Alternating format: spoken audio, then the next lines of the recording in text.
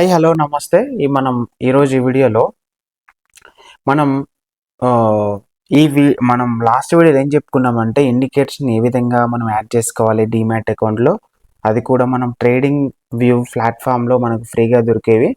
మనం జెరోదో కైట్ మనం డీమ్యాట్ అకౌంట్లో ఏ విధంగా యాడ్ చేసుకోవచ్చు అని చెప్పుకున్నాము. అండ్ ప్రీవియస్ దాంట్లో అయితే మనం ప్రీవియస్ వాటిలో అయితే మనం ఏ విధంగా యాడ్ చేసుకోవాలి వాటిని వీటని చెప్పాము. ఇప్పుడు ప్రాక్టికల్గా మనం ఇలా మనం ఏ విధంగా మనం రియాక్ట్ అవుతాయి సపోర్ట్ అండ్ రెసిస్టెన్స్, నేను ఏ విధంగా ట్రేడింగ్ వ్యూ ప్లాట్ఫామ్కి అండ్ కైట్ ప్లాట్ఫామ్కి యూజ్ అవుతుంది అని చెప్తాను. నేను ఇక్కడ చూస్తే నేను ఇక్కడ ఆల్రెడీ యాడ్ చేశాను. ఇక్కడ చూస్తే మనకు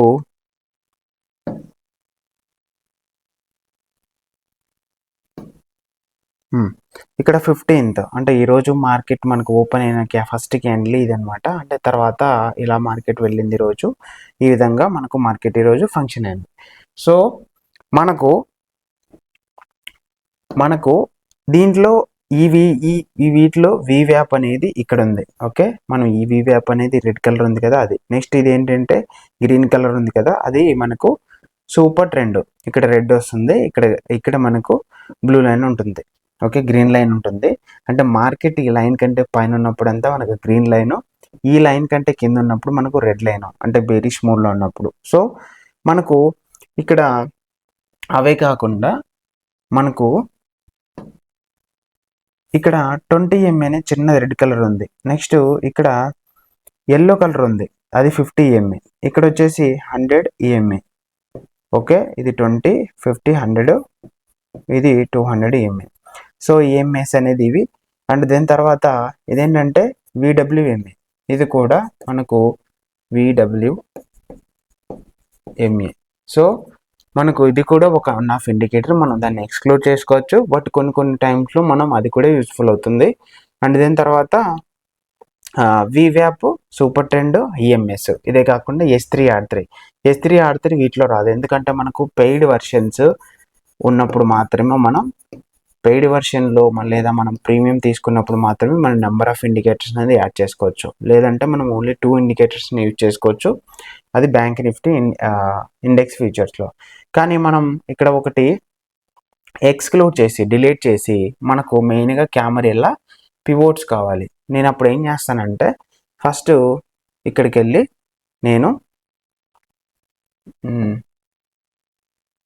వెళ్ళి ఫస్ట్ ఇండికేటర్ వాల్యూ ఉంది కదా, ఇక్కడ నేను ఇది నెంబర్స్ని ఇలా ఐడెంటిఫై చేసుకుంటాను. ఇట్లా యాడ్ చేసుకున్న తర్వాత ఇక్కడ మనకు ఇండికేటర్ ఉంది, ఇదిగో ఇక్కడ నేను చూపిస్తున్నాను. ఫుల్ రైట్ సైడ్లో మనకు ప్లస్ బటన్ ఉంటుంది.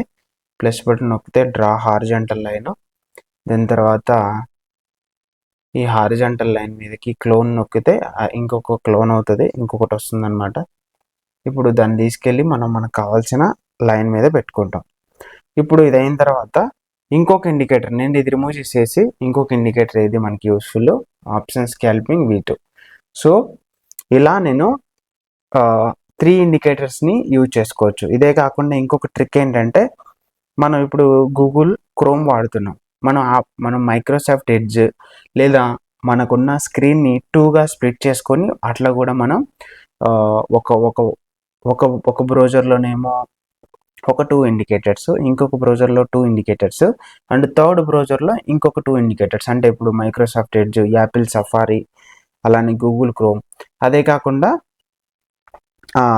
కాకుండా మనకు బ్రేవ్, ఇలాంటి బ్రౌజర్స్లో మనం ఈజీగా 2 ఇండికేటర్స్ని యాడ్ చేసుకోవచ్చు.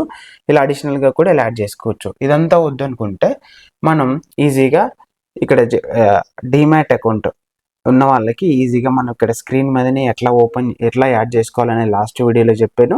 ఈ వీడియోలో నేను అంత ఎక్స్ప్లెయిన్ చేసాను. కాబట్టి ఇక్కడ ఉన్నవి ఎవరికైనా అర్థం కాకపోతే లాస్ట్ వీడియో చూడండి ఎలా యాడ్ చేసుకోవాలి అని చెప్పి.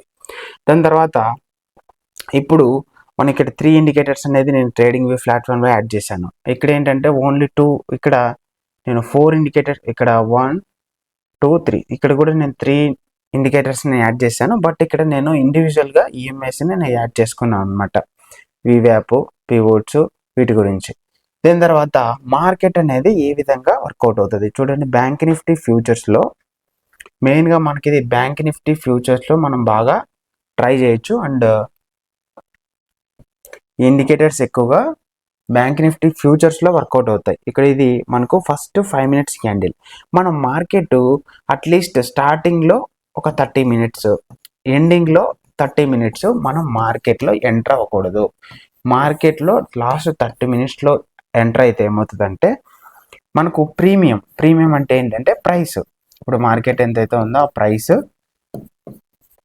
ఆ ప్రైస్ ఏమవుతుందంటే వొలటైల్గా ఉండదు. 100 రూపీస్ మనం కొన్నప్పుడు మన టార్గెట్ 120 అనుకుంటాం. ఏదైనా మేజర్ ఈవెంట్ జరిగినప్పుడు మాత్రమే 120 టార్గెట్ రీచ్ అవ్వచ్చు, లేదా 105 పెట్టుకున్నాం టార్గెట్ రీచ్ అవ్వచ్చు. కానీ మ్యాక్సిమం టైంలో ఏమవుతుందంటే 100 కాస్త 99, 98, అలానే 100, 101 ఈ 4 నెంబర్స్ 5 to 9 నెంబర్స్ మాత్రమే అటు ఇటు కదులుతుంది. ±1%, 2% మాత్రమే అవుతుంది. ఎందుకు అలా అవుతుందంటే ఈ టైంలో మనకు ఆప్షన్ సెల్లర్స్ ఎవరైతే ఉన్నారో వాళ్ళు యాక్టివ్ అవుతారు అనమాట. అంతే, ఎందుకంటే వాళ్ళు BTSTలు క్యారీ చేస్తారు. BTST అంటే బై టుడే సెల్ టుమారో. వాళ్ళు సెల్లర్స్ అలా ప్లేస్ చేస్తే వాళ్ళకు తీటా వాల్యూ అంటే టైం వాల్యూ డీకే అంటారు. ఓకే, డీకే అన్నా, టైం వాల్యూ అన్నా, తీటా వాల్యూ అన్నా మనకు తగ్గిపోతూ ఉంటుంది. ఇప్పుడు suppose option buyers BTST carry చేస్తే ఏదన్నా రేపు మేజర్ గ్యాప్ అప్ కానీ గ్యాప్ డౌన్ ఉన్నప్పుడు మాత్రమే ఆప్షన్ బయర్స్కి ప్రాఫిట్స్ అనేది ఉంటుంది. లేదంటే రేపు 9కి ఈరోజు మనం 330, 320 ఆర్ 330కి అలా మనం బై చేసాం. రేపు 9 లోపు ఇంకా మార్కెట్ ఓపెన్ కాకముందే మనకు లాస్ మాత్రమే చూపిస్తుంటుంది మన మొబైల్లో. అదే ఆప్షన్ సెల్లర్స్కి ఎలా చూపిస్తుంది అంటే ప్రాఫిట్ చూపిస్తుంది. ఎందుకంటే వాళ్ళు తీటా వాల్యూ యూస్ అవుతుంది. ఎందుకంటే వాళ్ళు ఆప్షన్ సెల్లర్స్ ఒక లాట్ మనం సెల్ చేయాలంటే అరౌండ్ 1.5 lakh కావాలి.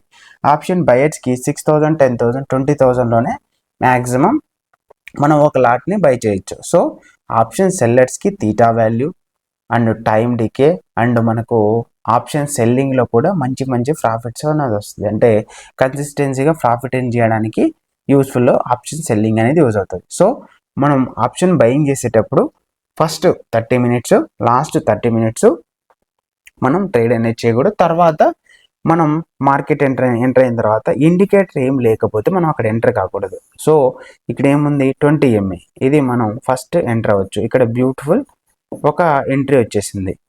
దీని తర్వాత సెకండ్ ఎంట్రీ ఎక్కడ అవ్వచ్చు అంటే ఎయిదర్ R3 దగ్గర ఎగ్జాక్ట్గా క్యాండిల్ ఈ విధంగా క్లోజ్ అయినప్పుడు, ఇలా క్లోజ్ అయినప్పుడు, లేదా ఇలా క్లోజ్ అయినప్పుడు మనం నెక్స్ట్ క్యాండిల్లో మనం తీసుకోవచ్చు. ఇక్కడ ఆ క్యాండిల్ అలా క్లోజ్ కాలేదు కాబట్టి మనం ఆ ట్రేడ్ని అవాయిడ్ చేయొచ్చు. అండ్ తర్వాత ఈ క్యాండిల్లో ఏం చెప్తుందంటే మార్కెట్ అప్ సైడ్ అనేది చూపిస్తుంది. ఇక్కడ చూస్తే మార్కెట్ ఈ 2 క్యాండిల్స్ 20 MA సపోర్ట్ తీసుకున్నాయి. 20 MA దగ్గర మీరు అబ్జర్వ్ చేయండి. 20 MA దగ్గర ఈ రెడ్ కలర్ క్యాండిల్ ఎగ్జాక్ట్గా బాడీని టచ్ అయ్యి విక్ కూడా ఎగ్జాక్ట్గా అక్కడ స్టాండ్ అయి ఉంది, సిట్ అయి కూర్చొని ఉంది. సో నెక్స్ట్ క్యాండిల్లో మనం అప్ సైడ్ అనేది ప్లాన్ చేసుకొని మనం ట్రేడ్ తీసుకోవచ్చు. Okay, up side. దీని తర్వాత మళ్ళీ మనం ఇక్కడ 2 ఇండికేటర్స్ వచ్చాయి. ఒకటి VWAP, ఇంకొకటి 20 MA. సో ఇది 2 ఇండికేటర్స్ యొక్క కాంబినేషన్ ఎక్కడైతే ఉందో అక్కడ మనం సపోర్ట్ లాగా తీసుకొని ఒక ట్రేడ్ అనేది ఆప్షన్ స్కాల్పింగ్ చేయొచ్చు. ఆప్షన్ స్కాల్పింగ్లో మినిమం 4%, మ్యాక్సిమం ఒక 10% దాకా మనం ప్రాఫిట్ అనేది ముందే పెట్టుకోవచ్చు. లేదా 4% నుంచి ఒక 6 to 7% వరకు మనం ఒక ట్రేడ్లో తీయాలి. 4 to 6% మధ్యలో ఒక ప్లస్ ఆర్ ఓకే 2 నుంచి 2%, 3% లేదా 6% అనేది ముందే టార్గెట్ అనేది పెట్టుకోవచ్చు.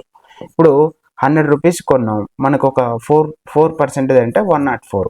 4% మైనస్ అంటే మనకి ఎంత అవుతుంది? 96 అవుతుంది. సో ఈ విధంగా మనం ముందే టార్గెట్ పెట్టుకోవడం వల్ల మనకు వలటాల్గా మార్కెట్ ఇలా నెంబర్స్ అనేవి కదులుతున్నప్పుడు టార్గెట్ అనేది రీచ్ అవుతుంది. సో ఈ విధంగా మనం రియాక్షన్ వచ్చినప్పుడు ఈ విధంగా ఇక్కడ 20 MA రియాక్షన్, అంతకుముందు ఇక్కడ కూడా రియాక్షన్, ఇక్కడ రియాక్షన్, నెక్స్ట్ తర్వాత ఇక్కడ నుంచి మార్కెట్ పైకి వెళ్ళినప్పుడు ఈ ఏరియాలో మనం ఇంకా పైకి వెళ్తుంది లేదా మళ్ళీ కిందకు వస్తుంది, రెసిస్టెన్స్ దగ్గరికి వెళ్ళి టచ్ అయి వస్తుంది అనుకుంటే మళ్ళీ మనం అనుకోకూడదు. ఇక్కడ 2 ఇండికేటర్స్ ఉన్నప్పుడు మనకు ఛాన్సెస్ ప్రిడిక్షన్ అనేది ఎక్కువగా ఉంటుంది. నెక్స్ట్ 20 MA, మళ్ళీ నెక్స్ట్ 20 MA, ఇక్కడ ఏమైంది నెక్స్ట్ బ్రేక్ డౌన్ అయింది. సో బ్రేక్ డౌన్ అయినప్పుడు మనం ట్రేడ్ అనేది తీసుకోకూడదు. నెక్స్ట్ 20 ఎంఏ కంటే కింద ఉంది. ఇక్కడ చూడండి ఈ క్యాండిల్ ఒక్కటి చాలు. మనం ఏం చేస్తాం, మనం స్టాప్ లాస్ పెట్టుకోకుండా ఏమవుతుంది, ఈ ఒక్క క్యాండిల్లోనే మనకు ఆప్షన్ సెల్లర్ కిందకి తీసుకొచ్చారు, మళ్ళీ మార్కెట్ని మళ్ళీ పైకి తీసుకొచ్చారు. నెక్స్ట్ ఒక 20 మినిట్స్ లేదా హాఫ్ అన్ అవర్ తర్వాత మళ్ళీ మనకు మార్కెట్ అప్ సైడ్ వెళ్ళింది. సో మార్కెట్ బ్రేక్ డౌన్ అయిన తర్వాత మళ్ళీ మార్కెట్ పైకి వెళ్ళింది. సో ఇక్కడ ఇంత పెద్ద క్యాండిల్ మనం ఎలా గెస్ చేయాలంటే డేటా అనాలిసిస్. ఇప్పుడు డేటా అనాలిసిస్ మనం లైవ్లో మనం చెక్ చేయాలి. ఓపెన్ ఇంట్రెస్ట్ ఎంత ఉంది, అండ్ తర్వాత పీసీఆర్ లెవెల్ ఎంత ఉంది, అదేవిధంగా ఓపెన్ ఇంట్రెస్ట్ ఓఐ వాల్యూమ్ అనేది ఎటువైపు ఉంది, మార్కెట్ అనేది 3:33 అయిందా, 3 PM అయిందా, ఇవన్నీ కన్సిడర్ చేసి మనం ట్రేడ్ అనేది ప్లాన్ చేయాలి. వీటిలో ఏదైనా కానీ కొంచెం తేడాగా కనపడ్డా కూడా మనం ఆ రోజు ట్రేడ్ అనేది మళ్ళీ ఇంత పెద్ద క్యాండిల్ మనం ఫోకస్ చేయకూడదు. ఒకవేళ ఇంత పెద్ద క్యాండిల్ ఫామ్ అయినప్పుడు ఇది చూసారా, R3 నుండి 20 EMA చూడండి, 20 EMAకి అరౌండ్ ఒక 100 పాయింట్స్ ప్లస్ ఉంది, 100 పాయింట్స్ గ్యాప్ ఉంది. ఇక్కడ నుంచి 20 EMAకి 200 పాయింట్స్ దూరంగా ఉంది. సో మనం ఈజీగా మళ్ళీ మార్కెట్ కాల్ సైడ్ వెళ్తుందని ఈజీగా మనం ప్రిడిక్ట్ చేసి మనం ట్రేడ్ అనేది తీసుకోవచ్చు. ఈ విధంగా మనం ఈ ఇండికేటర్స్ మార్కెట్లో రియాక్ట్ అవుతూ ఉంటాయి ఇండికేటర్స్ దగ్గరకు వచ్చినప్పుడు. అలానే మనకు పైన ఏ ఇండికేటర్ లేనప్పుడు మనం మార్కెట్ని అవాయిడ్ చేయాలి. సో ఆప్షన్ స్కాల్పింగ్ అనేది మనం ఒకసారి ట్రేడ్ తీసుకున్నప్పుడు టార్గెట్ కూడా ముందే డిసైడ్ చేసి పెట్టుకోవాలి. సో అది ఈరోజు వీడియో అనమాట. ఓకే, ఇక్కడతో వీడియో అనేది. Thank you watching for this video.